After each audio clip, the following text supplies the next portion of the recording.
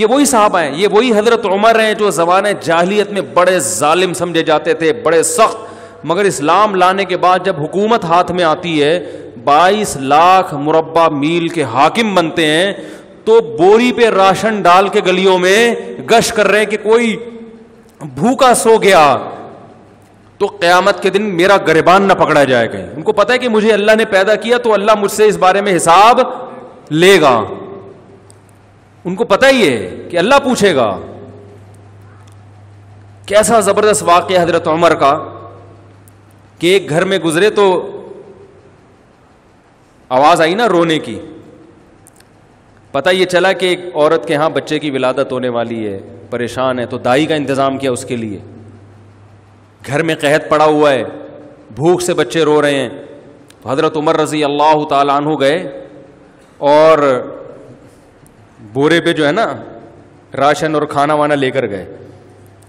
تو مجھے یہ جب پورا واقعہ میں سنتا ہوں, مجھے اتنا میں جذباتی نہیں ہوتا, لیکن اس واقعے کا جو آخری جز ہے نا وہ انسان کو جذباتی بنا دیتا ہے. یہاں تک بھی ہو گیا بھائی ٹھیک ہے, کسی کو بھوکا دیکھا تو اپنی جو ہے نا وہ اپنے کندھے پہ بوری رکھ کے کھانا رکھ کے, خلی امیر المومنین 22 لاکھ مربع میل کا حاکم, اتنا بڑا, اور جس کے روم اور فارس کی سلطنتیں کانپتی ہیں اس کا نام سن کے, گھبراتی ہیں کہ یار بہت طاقتور ہے. یہ پورا واقعہ بڑا دلچسپ ہے. ان کے لیے کھانا پینا لے کر گئے, تو جب کھانا لگایا نا تو حضرت عمر کے خادم نے کہا چلیں بس دے دیا کھانا. انہوں نے فرمایا نہیں.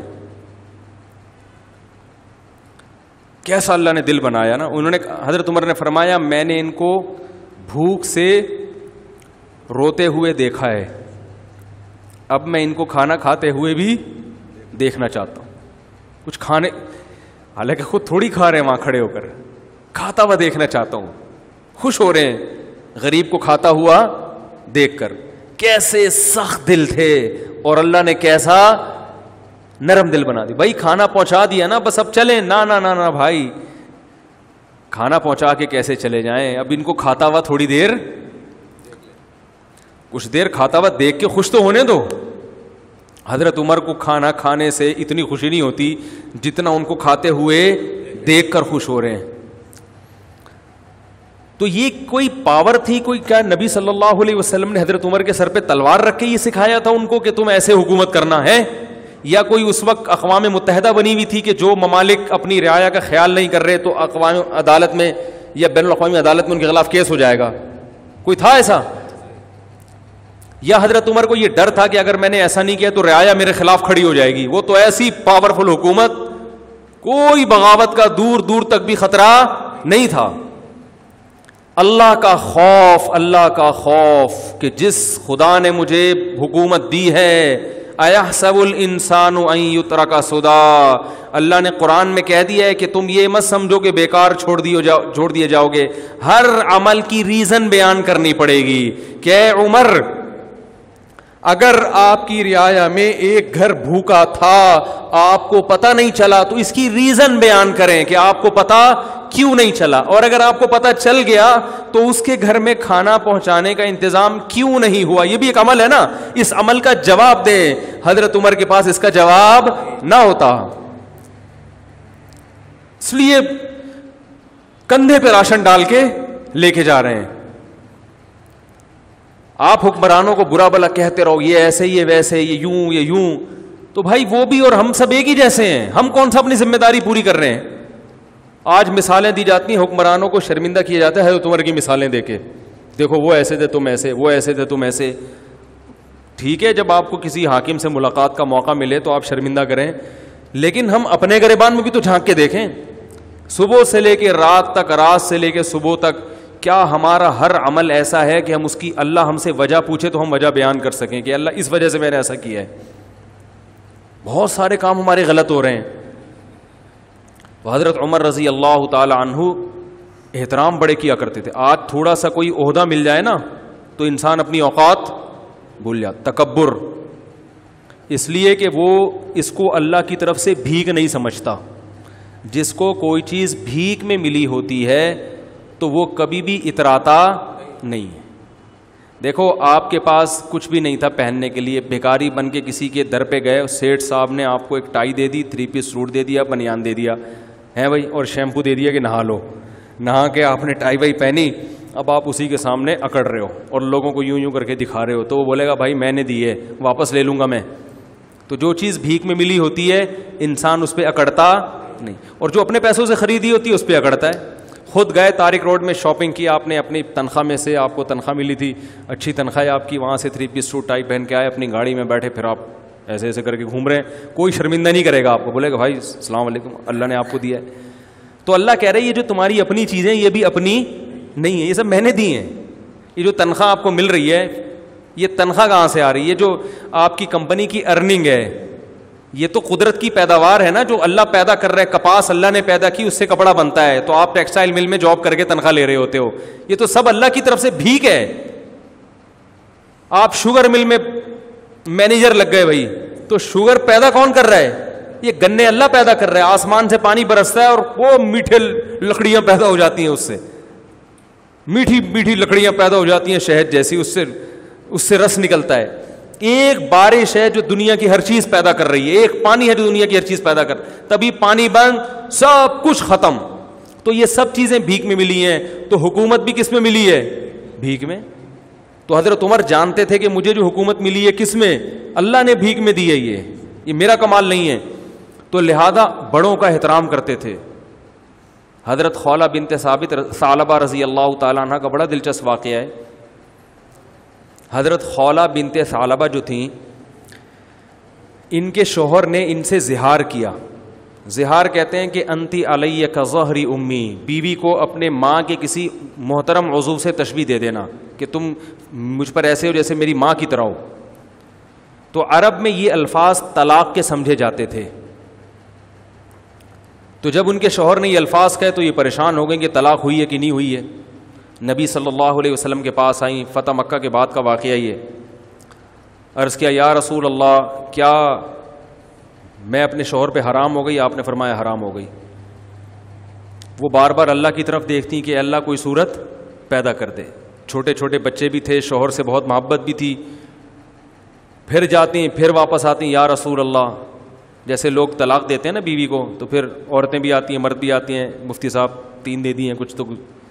تو ہمارے نبی بھی ہمارے نبی کیا کہہ رہے تھے کہ طلاق یعنی نکاح ختم, حرام ہو گئی ہو ہمیشہ کے لیے.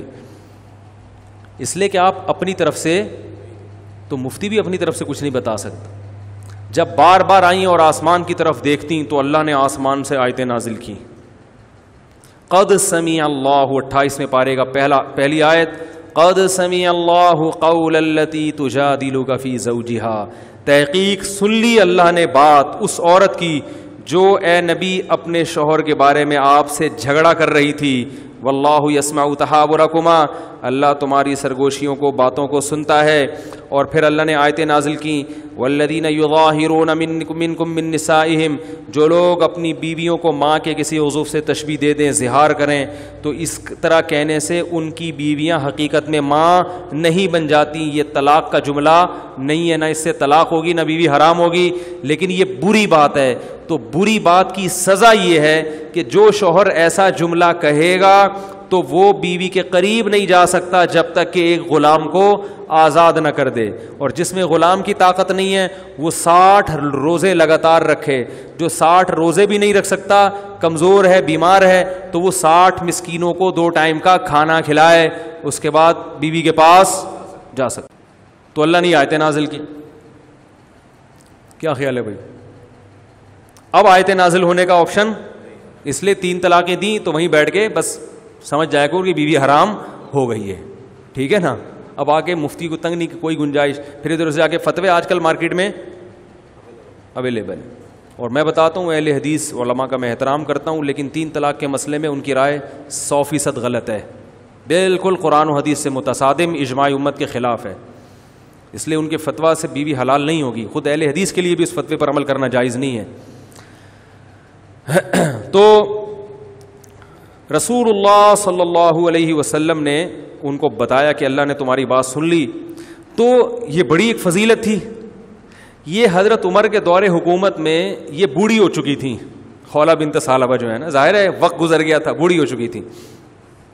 ایک دن حضرت عمر جا رہے ہیں تو ان کو پتا چلا کہ امیر المومنین گزر رہے ہیں, تو یہ بوڑھی ہو گئی تھی. انہوں نے حضرت عمر کو روکا اور ٹھیک ٹھاک سنانا شروع کر دی, تم بادشاہ بنے ہو, تم مسلمانوں کے امیر ہو, تمہیں قوم کا خیال نہیں ہے, تم ایسے کر رہے ہو, تم ایسے, جیسے عادت ہوتی ہے بڑے بزرگوں کی. حضرت عمر سر نیچے کر کے سن رہے, سنتے جا رہے, کچھ نہیں کہہ رہے. ایک بات خوب اچھی طرح سمجھ لیا کریں کہ جب کوئی بڑا نصیحت کرے نا, چپ کر کے اس کو سن لیا کرو, چاہے وہ غلطی کر رہا ہو, آپ کے اندر وہ غلطی نہ بھی ہو تو سن لیا کرو. آج کل نوجوانوں میں یہ بدتمیزی بہت ہے کہ باپ سمجھا رہا ہے, ماں سمجھا رہی ہے, فوراً جواب دینا شروع کر دیں گے, نہیں آپ غلط کہہ رہے ہیں, میں نے تو ایسا, میں تو ہوئی نہیں ایسا. اگلا کہہ رہا ہے, باپ کہہ رہا ہے بیٹے کو کہ بیٹا تھوڑی محنت سے پڑھا کرو, تھوڑا سا کاروبار بھی سنبھالو, تمہیں اماں انڈے لینے کے لیے بھیجتی ہے, تم دہی لے کے آ جاتے ہو, جتنے انڈوں کا بولا ہوتا ہے اتنے لے آیا کرو, وقت پہ لایا کرو, ٹھیک ہے نا. چپ کر کے آپ سارے کام وقت پہ کر رہے ہیں, لیکن اس وقت تھوڑی دیر چپ کر کے بولو بھائی سن, اس وقت فوراً جواب نہ دیا کریں, نہیں میں تو لے کر آیا ہوں نا, میں تو اس وقت بھی گیا تھا, تو بتائیں کب میں نے دیر کب کی ہے. یہ بڑی بدتمیزی ہے, گھروں میں یہ سسٹم ہی ختم ہو گیا سننے کا. او بھائی تھوڑی دیر سن لے, 5 منٹ, ٹھیک ہے نا, بول اچھا ٹھیک ہے, انشاءاللہ کوشش جاری رہے گی. سن لو, پتلی گلی سے نکل لو. ابا سے کون سا 24 گھنٹے کوئی بیٹھے رہتے ہو, یا ابا ہے یا کوئی بزرگ ہے یا کوئی عالم ہے, کوئی مفتی ہے, کوئی بڑا ہے, کوئی بھی سمجھا رہا ہو, اس وقت چپ کر کے سن لو. بعد میں آپ سمجھتے ہیں کہ واقعی یہ غلط فہمی سے ممکن ہے ان کے دل بدگمان ہو رہا ہو کوئی میرے خلاف, تو بعد میں کسی موقع پر آپ ان کو الگ سے سمجھا دیں کہ یہ کچھ آپ جو ایسی باتیں کر رہے ہیں 1-2 دفعہ تو ٹھیک ہے, لیکن بار بار آپ کریں اس کا مطلب شاید آپ کو کوئی غلط فہمی ہے. تو ایسا نہیں ہے, میں انڈے ہمیشہ ٹائم پہ لے کے, انڈے کی ایک مثال دے رہا ہوں میں تو یہی کرتا ہوں نا سارا دن. تو یہ جو ہے نا ایک دم بدتمیزی کرنا یہ اچھا کام نہیں ہے. کچھ آداب ہوتے ہیں, کچھ تمیز ہوتی ہے, وہ شارٹ ہوتی جا رہی ہے مارکیٹ سے. تو حضرت عمر رضی اللہ تعالیٰ عنہ اتنے بڑے امیر, لوگ کانپتے ہیں ان کے نام سے, اور ایک بوڑھی عورت کھڑے ہو کر ڈانٹ رہی ہے, سمجھا نہیں رہی, ڈانٹ رہی ہے, بولتی جا رہی ہے, چپ ہی نہیں رہی. تو وہ جو حضرت عمر کے خادم تھے نا, انہوں نے کہا قد اکثرتی یا خولا, بہت زیادہ کر دیا آپ نے نصیحت, امیر المومنین ہے, تھوڑا خیال کرو. ٹھیک ہے 2-3 دفعہ ہو گیا, اب یہ آپ تو بولے ہی جا رہی. حضرت عمر نے ان کو خاموش کرا دیا, اپنے خادم کو. فرمایا کہ اگر یہ عشاء کے بعد کا یہ واقعہ ہے, فرمایا اگر یہ عشاء کے بعد سے فجر تک بھی مجھے کہتی رہے گی تو عمر اس کی بات سنتا رہے گا, کیونکہ یہ وہ عورت ہے جس کی بات کو اللہ نے آسمانوں پہ سنا ہے. تو عمر کون ہوتا ہے اس کی بات کو سننے سے انکار کر دے؟ یہ وہ عورت ہے جس کی بات اللہ نے 7ویں آسمان پہ سنی ہے. یہ آئی تھی نا نبی کے پاس گنجائش پیدا کریں, تو قد سمع اللہ نے آیتیں نازل کی, اللہ نے سن لی اس عورت کی بات جو اپنے شوہر کے بارے میں آپ سے جھگڑ رہی تھی. تو جس کی بات اللہ 7ویں آسمان پہ عرش پہ بیٹھ کے سن رہا ہو, عمر کیسے کہہ سکتا ہے کہ بس کر میں نہیں سننا چاہتا؟ تو یہ بھی وہی ہے اللہ کا خوف. یہ کہاں سے آیا؟ قرآن سے آیا. کوئی اقوام متحدہ نہیں تھی اس وقت, یہ کوئی بین الاقوامی عدالت نہیں تھی جس کے پاس دنیا کیس لے کے جاتی کہ یہ ہماری بات نہیں سن رہے. جب تک اللہ کا خوف نہ ہو, آخرت نہ ہو, انسان کا بچہ بن ہی نہیں سکتا. لیکن انسان کا کیا ہے؟ انسان تو بھائی حضرت عمر کو پتہ چل گیا کہ میں اگر سوؤں گا اور کوئی بھوکا سو گیا تو میری خیر نہیں ہے, میری خیر, مجھے دنیا میں کوئی نہیں پوچھتا, آخرت میں پوچھا جاؤں گا. میں اگر اس بوڑھی عورت کے سامنے بول پڑا, خولہ بنت ثعلبہ کے سامنے, تو اللہ کہے گا اے عمر اس کی آواز تو میں نے آسمانوں پہ سنی اور جواب دیا ہے, تو مجھ سے بڑا تھوڑی ہو سکتا ہے. تجھے آج 22 لاکھ مربع میل کی حکومت مل گئی, میں نے بٹھایا, تو اب تو ایک بوڑھے کا احترام نہیں کر رہا. یہ خوف ہے جو ان کو سننے پر مجبور کر رہا ہے.